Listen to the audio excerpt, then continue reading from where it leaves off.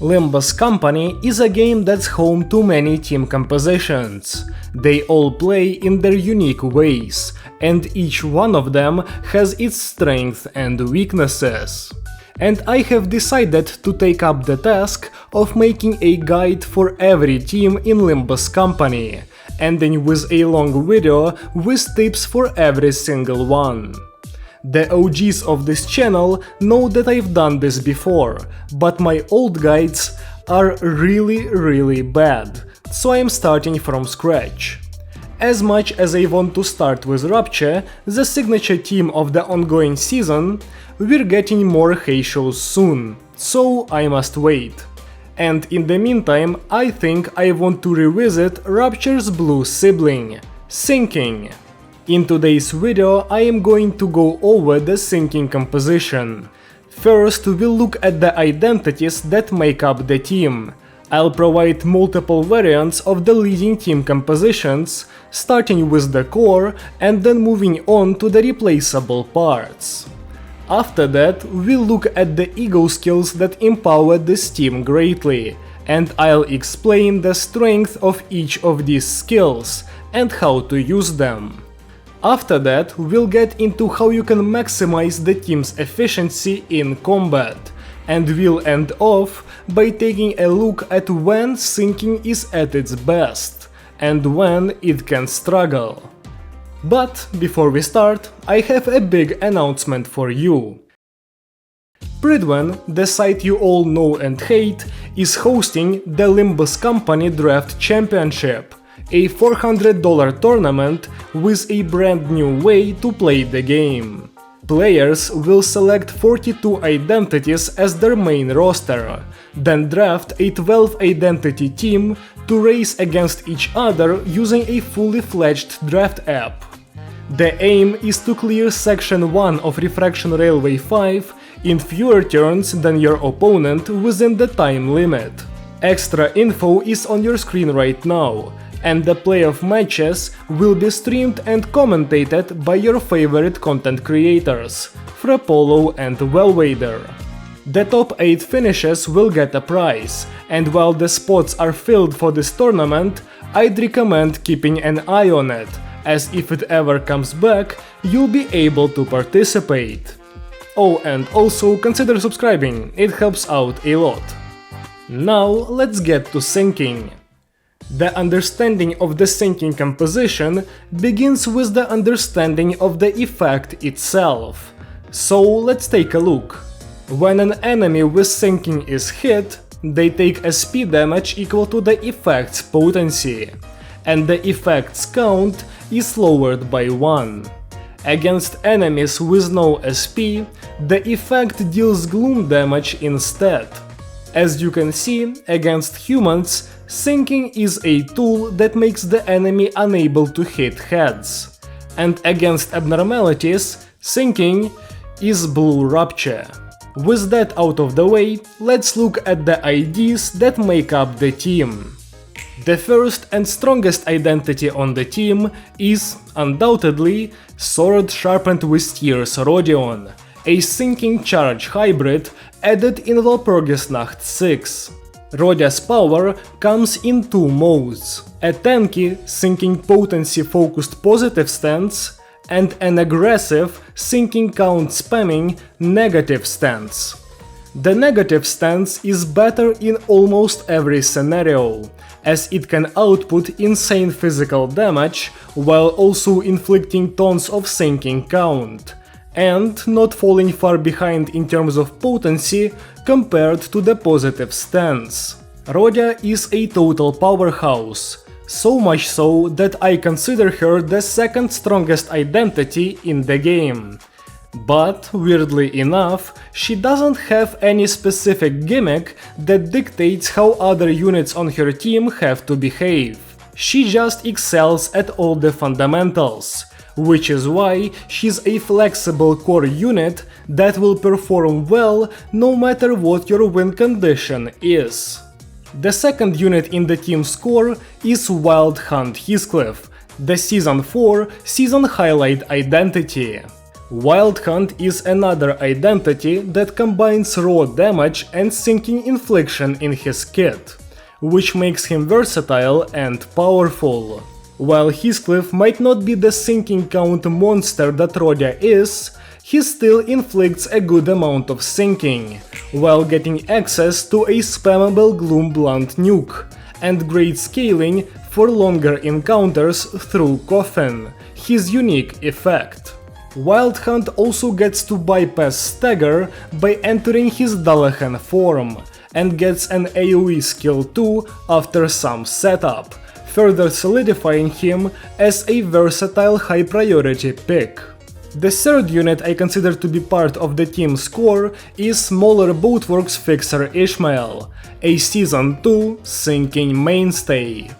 Ishmael's greatest asset is her sinking infliction, with her outputting great amounts of both potency and count, especially with her passive online. She also has access to some other debuffs which further support her team, and additionally she gets a really nice ego skill in Bygone Days, which further increases her viability as the team's second best sinking inflictor. She doesn't do that much besides inflicting effects, but doing that job is already good enough to consistently retain a spot on the team. As for slots 3 to 6, there are 5 identities you can consider. The 2 Wuthering Heights Butlers, with their Echoes of the Manor effect. Edgar family heir Gregor, for his great count infliction on skill 2 and a fairly hard-hitting kit, as well as access to a very good ego. And the 2 sinking Honglu identities in R-Corp with his high damage, scaling and great skill 3, and Diechi with his unique kit that is pretty much never count negative. These identities make up 6 out of the 7 slots in the sinking team, and I have saved the best for last, because that slot is taken up by another core sinking sinner, who has 2 identities fighting for the win condition slot. The IDs in question are Spicebush and Solemn Lament Yisang, the 2 units that transform sinking from a weak anti-human effect into one that's actually formidable. And of course, the fact that both win conditions are IDs for the same sinner means that the 2 of them continuously fight over their spot in sinking. Both units get access to unique effects. Spicebush gets Sinking Deluge, and Solemn Lament gets Butterfly. So, which is better? Well, as much as I want to say just use Spicebush and be done with this, the comparison of the 2 IDs is more nuanced than that. So let's get into the first part of the discussion. To begin, let's start with the comparison of their unique effects that really define their kits. Spicebush is up first, and his effect is Sinking Deluge. Sinking Deluge deals SP damage equal to sinking count multiplied by sinking potency, and then removes all sinking. After bringing the target's SP to -45, all the excess damage is dealt as gloom damage. In case of abnormalities, all the damage is dealt as gloom damage. As for Solemn Lament, his butterflies are an effect that does a lot of things. They're inflicted in 2 forms, the Living and the Departed, which add this effect's potency and count. When an ally hits an enemy with Butterfly, that ally heals SP equal to 1/4 of the Living, capping out at 3. And if the enemy is under 0 SP, the enemy also takes gloom damage equal to 1/5 of the sinking potency on self for every point of the Departed, capping out at 30 damage per hit. This cap is lowered to just 15 damage per hit against abnormalities. Additionally, at the end of the turn, the departed are reset to 0, and then the living are converted into the departed, while the enemy is inflicted with sinking equal to the amount of living converted. As you can see, both effects allow sinking to deal extra gloom damage, but the way that damage is dished out is very different, which encourages the player to use different types of identities and ego alongside the 2E songs. Spicebush wants to maximize sinking infliction, with an emphasis on stacking up a ton of excess count, which is why he prefers units and ego that are very count positive. Solemn Lament, on the other hand, values coin amounts above stacking up sinking, and is fine with having just enough count to keep on proccing his extra damage. This dichotomy of sinking playstyles is what makes the 3 last slots on the team so contested, as certain identities work better with one of the 2E songs. Speaking of the last 3 slots, let's go back to them and talk about the available units in greater detail. The 2 butlers are similar in terms of strength. Their main attribute is their access to Echoes of the Manor, which is a panic type that gives you a 50% chance to inflict an enemy with 1 sinking count whenever you inflict any kind of sinking. This is great for both songs, and is just a good tool to keep count high in general. Otis is the more offense-oriented butler, with her higher numbers and access to a damage-dealing passive. Although her passive is not as powerful as it might seem, due to the fact that the 20% damage buff does not work on abnormalities, and the passive requires a constant stream of Gloom Resonance to make the most out of it. Otis is also Clash reliant, making her feel really bad if she gets outsped. Faust, on the other hand, gets a count positive skill too, unlike Otis, and doesn't fall far behind her rival Butler in terms of potency either, as her passive provides her with sinking infliction on Clash win, and only requires Gloom owned, meaning it has better uptime than the passive of Otis. This isn't me saying Faust is flat out better all the time, by the way, but a lot of players look at the 2 butlers and just go with the 3-star option because she's of a higher rarity, while in reality Faust is more than powerful enough to edge out Otis in certain scenarios, while being cheaper and thus more easily accessible to a newer player looking to build the team.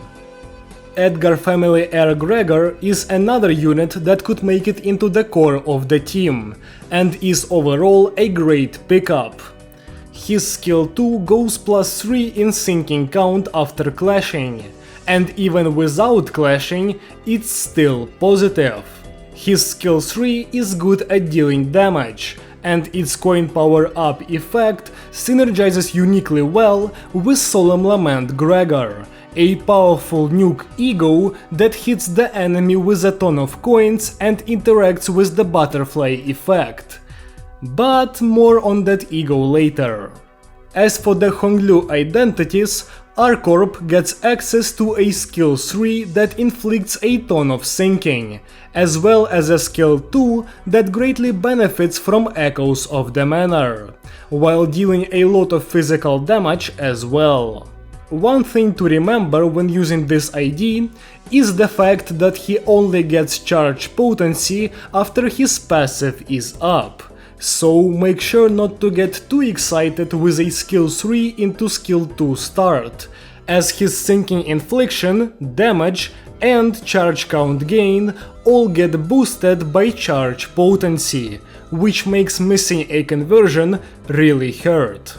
Diechi is a lot simpler though, as his kit is built around you using his skill 1 repeatedly, getting in 3 count neutral hits and reusing the skill's coin by discarding his other skills. He's easy to pilot and useful in combination with Solemn Lament Yi Sang, as he can add 60 to 90 gloom damage into a turn without negatively impacting the sinking stack. One last ID I have to shout out is Diecherodion, who is in no way even close to her Walpurgisnacht version, but I guess she's a Rhyme Shank holder? Realistically, you should just get a friend who has the Knight, and use their Rodia from support. Moving on to the ego skills, there really are just 4 skills you should keep an eye out for. Rhyme Shank Rodion is the classic sinking steroid. 5-5 in Awakening is nice, but 10-8 in Corrosion is really what it's all about. Incredible ego for fast Spicebush nukes, and also has the added benefit of taking away Knight Rodia's sanity, allowing her to jump right into her negative stance once you overclock it. Bygone Days Yi Sang is another sinking steroid, but this one works in an interesting way. It relies on resonance to inflict sinking, and only inflicts potency on its own. However, when the skill is paired up with Echoes of the Manor, it also inflicts a bunch of count, as every point of sinking is inflicted individually, meaning you get up to 16 50% chances to inflict an extra point of sinking count with Echoes. 16-8 on average is an insane amount of sinking. But, of course, you'll never actually set up all of the things needed for that skill to pop off like that. Still, it's something worth mentioning. Another great Bygone Days ego is held by Ishmael, and while its Awakening version simply heals allies based on sinking, goes count positive, and inflicts the uninvited, the Corrosion version can also set up Echoes of the Manor, making the skill an on-demand way to access that potent effect. The fourth and final powerful ego for this team is Solemn Lament Gregor. Unlike the other 3 skills, which all helped out with the infliction of sinking, this one is a nuke. Solemn Lament hits the enemy with up to 8 coins, while inflicting Butterfly for extra damage. When used against an abnormality with a ton of sinking, Gregor can deal over 2000 damage in a single use of the ego. This skill pairs very well with Solemn Lament Yi Sang, as it can make use of the pre-applied Butterfly for more damage and mid-skill SP healing.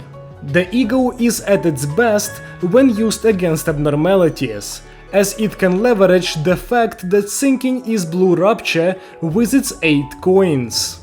Against humans, however, Solemn Lament is a lot weaker, but still remains a great nuke, especially against staggered targets.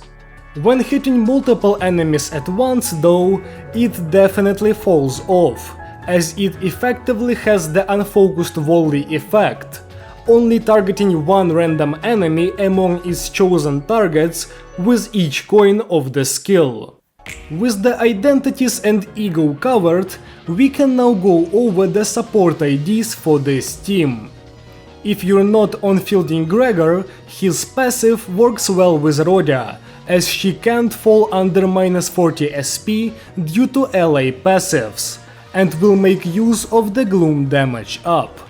If you're not on fielding Otis, you have a couple units to choose from, but none of them are insanely impactful. Sinclair should run his Los Mariachis identity for the extra damage. Roshu can run her Eurodive ID for more tremor count on Molar Ishmael. Dawn can go for her Warp Corp ID for some extra clash power. Merceau can't really run middle because both Rodia and Heathcliff don't want extra SP, so I have him as R-Corp for at least some benefit. If you're not on fielding Faust, I believe her base ID is your best option, as Butler Faust will only hurt your Rodion. And if you're not running Honglu, he can stay as R-Corp for more damage on Rodya once again. With all of the identities in place, you can now build your team. Certain identities will be better than others depending on the enemy's resistances and the game mode you're playing, but as long as your core is intact, you should be good. Now let's talk about using the team in combat. And of course, we have to start with the debate.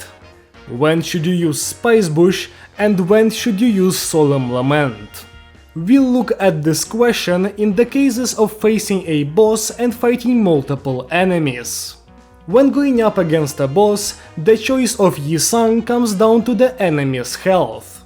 Against small bosses with around 1200 health or less, Solemn Lament will show the power of his burst, as if you draw into his skill 3 on turn 1, you can end these fights in 2 turns, by utilizing the high base damage of Solemn Lament's strongest skill, coupled with the instant sinking potency infliction through Butterfly.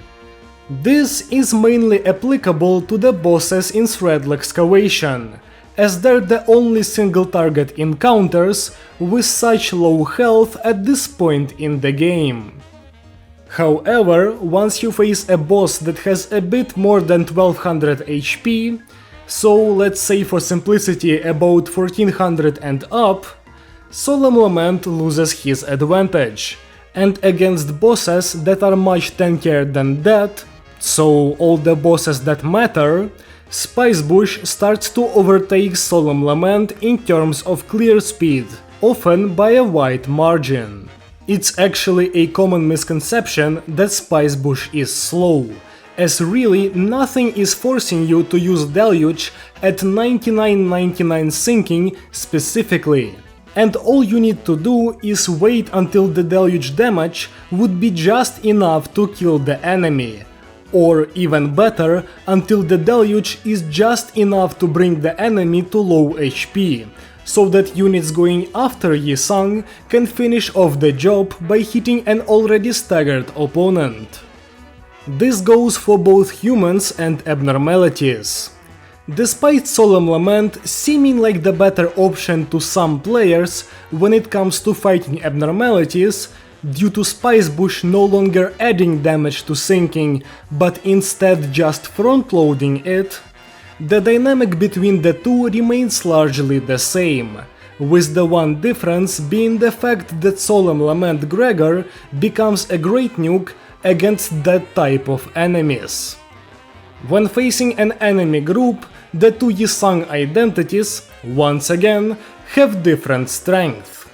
Solemn Lament's power lies mainly in his clash values, which allow him to comfortably outclash his opposition and deal with them. His skill 3 also outputs a good amount of pierce damage, allowing Solemn Lament to quickly eliminate any small pierce weak enemy. Spice Bush, on the other hand, has access to an AoE skill too, which can output a lot of damage against multiple enemies. But, even more importantly, he gets access to a passive which increases the damage of all multi-target skills Yi-Sang uses by 30%. This effect works on ego, and that interaction is what makes Spice Bush such a key identity in low turn runs of Refraction Railway 5. That is to say, he's good against groups as well. I'm sure this debate is the main thing you came here for, and I hope this was sufficient. I firmly believe Spice Bush is the better out of the two sinking Yi-Sang identities. But Solemn Lament is not far behind, and is better in certain scenarios. Also, he's a lot easier to pilot, and that's why many players gravitate towards him. As for the other units on your team, I recommend keeping Rodya at 2 stacks of tier sharpened by converting 2 of your skill 1s into defensive skills, as that leads to a high damage output. In shorter fights though, you can stack up to 3, and use the stacks to throw out a max damage Arcana Tear and Pierce. Also, using Superbia on overclocked Rhymeshank early leads to very quick kills. In the case of Wild Hunt, his base skill 3 inflicts more sinking count than his skill 3 too, which makes it a valuable skill that you often want to use early for a sinking steroid. Once you've done that, the plan is to keep spamming Lament, Mourn and Despair by mounting Dullahan with Heathcliff's counter, and then immediately using another counter to throw out a skill 3 too. Repeat this until the enemy is dead.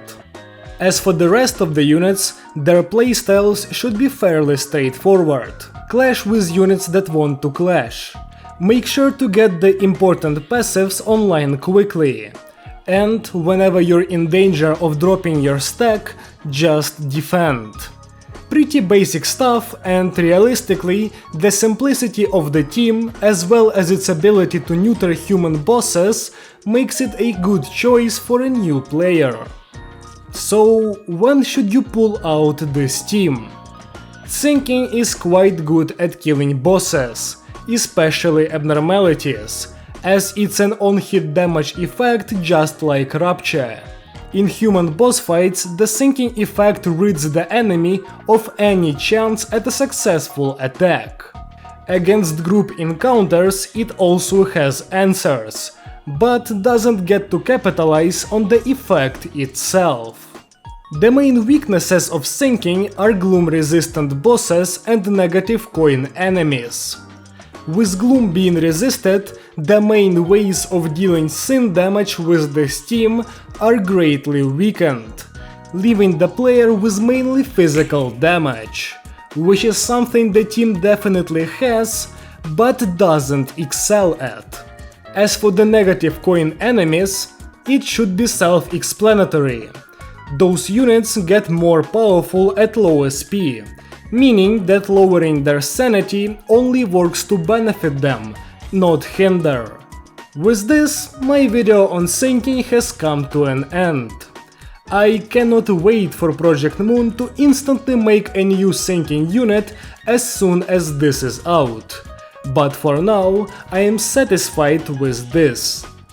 The team has not seen many changes in the last 2 seasons, which makes sense considering the season before that was literally the sinking season.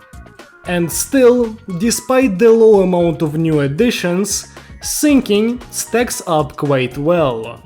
It's not incredible in the Refraction Railway due to enemy resistances, but for general use it's a good team in terms of speed if you're running Spicebush, and is one of the least piloting reliant status teams with Solemn Lament. Overall, if you got Night Rodia from the last Walpurgisnacht, sinking is the team for you, otherwise just build Rapture. Thank you all so much for watching, and if you disagree with my advice or want to keep debating Spicebush vs Solemn Lament endlessly, feel free to leave a comment below, and there's like a 21% chance I'll read and respond to it. If you enjoyed the video at any point, leave a like to let me know, and if you want to see more like this, consider subscribing. This was Ultranum, and I hope to see you again soon. Goodbye!